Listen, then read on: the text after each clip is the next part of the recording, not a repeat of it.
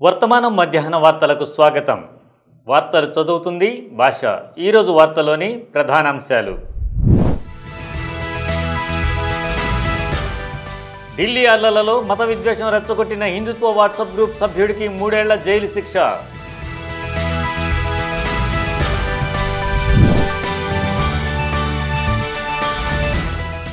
Media one ఎడిటర్కు చేతులు కోస్తాం అని హెచ్చరిక.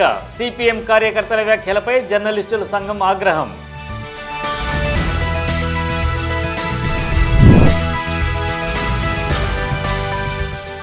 గుజరాత్లో ప్రజలు చనిపోతుంటే మోడీ విదేశాల్లో డప్పులు మోగిస్తున్నారు. కాంగ్రెస్ నేత జిగ్నేష్ మేవానీ. 2020 ఫిబ్రవరిలో ఢిల్లీలో జరిగిన ముస్లింలపై అల్లర్ల సమయంలో ముస్లింలపై ద్వేషాన్ని ప్రోత్సహించినందుకు హిందుత్వ భావజాలంతో పనిచేసిన కట్టర్ హిందూ ఏకత అనే వాట్సాప్ గ్రూప్ సభ్యుడు లోకేష్ కుమార్ సోలంకీకి కోర్టు 3 సంవత్సరాల జైలు శిక్ష విధించింది. ముద్దాయి సోలంకీపై ఐపీసీ సెక్షన్ 153A మరియు 505 కింద అభియోగాలు నమోదయ్యాయి. కోర్టు ఆయన్ను దోషిగా తేల్చింది. అదనపు సెషన్స్ జడ్జి ప్రవీణ్ సింగ్ తీర్పు వెలువరించుతూ ఇలా అన్నారు. ఒక బాధ్యతాయుతమైన పౌరుడిగా పరిస్థితిని శాంతింపజేయాల్సిన సమయంలో సోలంకి ముస్లిం సమాజంపై ద్వేషపూరిత సందేశాలు పంపుతూ ఉద్రిక్తంగా ఉన్న పరిస్థితికి మంట పెట్టినట్టయ్యాడు. ఇది తీవ్రమైన నేరం. జూలై 8న వెలువడిన తీర్పులో కోర్టు పేర్కొంది. ఇతడు పంపిన సందేశాలు మతతత్వ ద్వేషాన్ని రెచ్చగొట్టి ఇతరులను నేరాలకు ప్రేరేపించాయి. కాబట్టి ఈ నేరానికి ఎలాంటి సహనం ఉండదు. శిక్ష వివరాలు: మొత్తం 3 సంవత్సరాలు సాధారణ జైలు, ఒక్కో నేరానికి 25,000 రూపాయల చొప్పున జరిమానా, 2 శిక్షలు ఒకేసారి అమలవుతాయి. కాగా సోలంకి ఇప్పటికే జైల్లో 3 సంవత్సరాలకు పైగా గడిపినందున కోర్టు అతడిని విడుదల చేయనున్నట్టు తెలిపింది. ఆయన ఇప్పటికే తన శిక్షను పూర్తిగా అనుభవించినందున ఇది గరిష్ట శిక్షగా పరిగణించవచ్చు అని కోర్టు వ్యాఖ్యానించింది.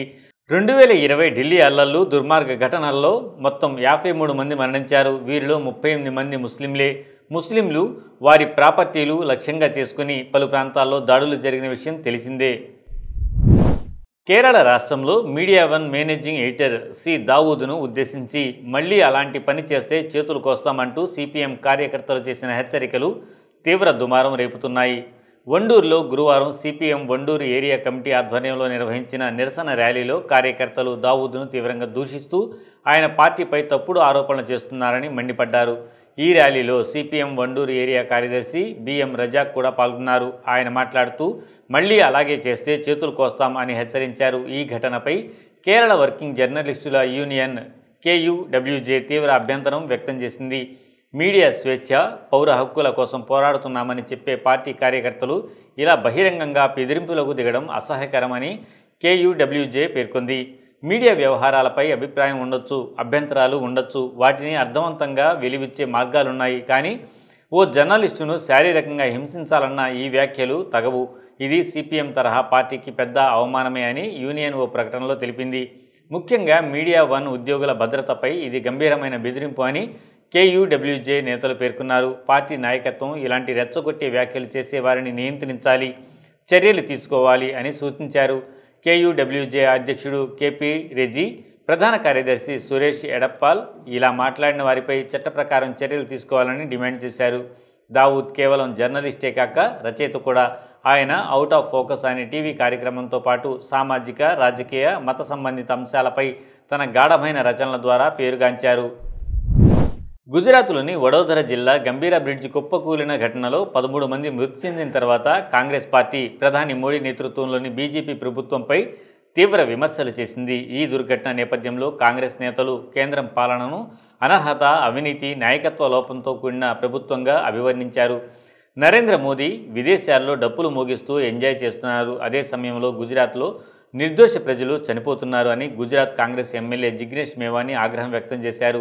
ఈ వ్యాఖ్యలు ప్రధాని మోదీ తన విదేశీ పర్యటనలో నమీబియా దేశంలో సాంప్రదాయ డప్పులు మోగించుతూ కనిపించిన తర్వాత వెలువడ్డాయి.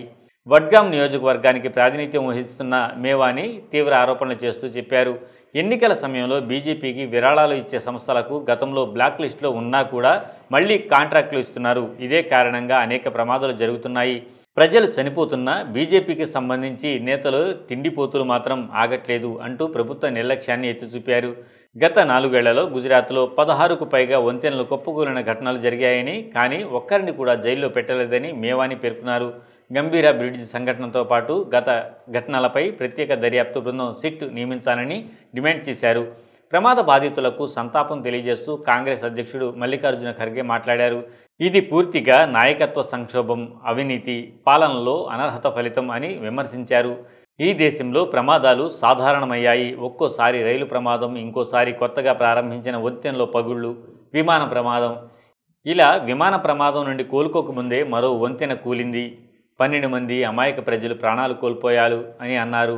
ఇప్పటికే 2021 నుంచి గుజరాత్లో ఇది 7వ వంతెన కొప్పుకూలిన ఘటన అని గుర్తు చేశారు. పాలన పేరుతో బీజేపీ ప్రభుత్వం కేవలం ప్రకటనలకు పరిమితమై ప్రజల జీవితం పట్ల నిర్లక్ష్యాన్ని చూపుతోంది అంటూ ఖర్గే మండిపడ్డారు.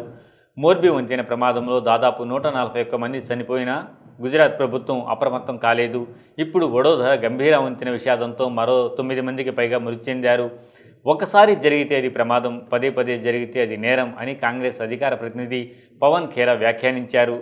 ఈ వార్తలు ఇంతటితో సమాప్తం. మరిన్ని విశేషాలతో మళ్ళీ మీ ముందుంటాం. లైక్ చేయండి, షేర్ చేయండి, సబ్స్క్రైబ్ చేయండి. వర్తమానాన్ని ప్రజల్లోకి తీసుకువెళ్ళండి. ధన్యవాదాలు.